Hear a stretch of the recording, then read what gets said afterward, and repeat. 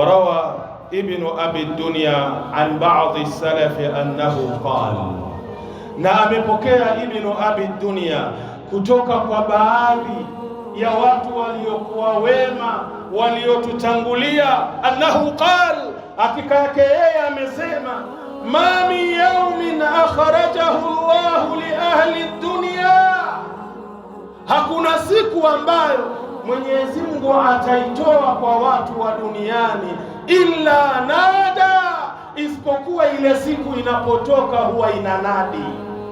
Kuna maneno ile siku huwa inasema. Ni maneno gani?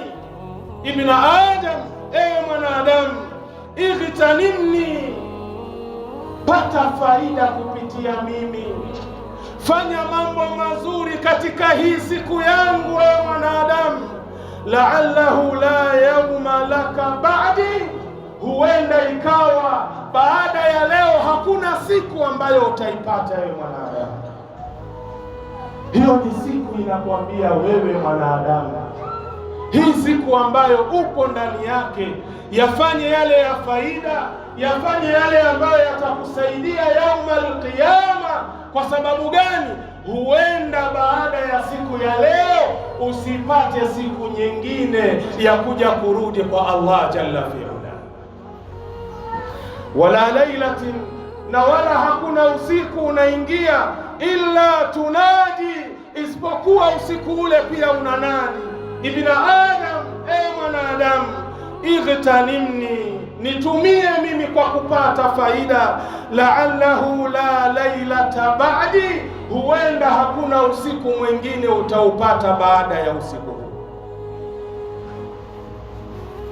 Siku yenyewe inalalamika kwa mwanadamu, siku yenyewe inatoa mwito kwa mwanadamu, lakini huyo mwanadamu anayepewa mwito huu, aina huwa, yuko wapi wakati huu?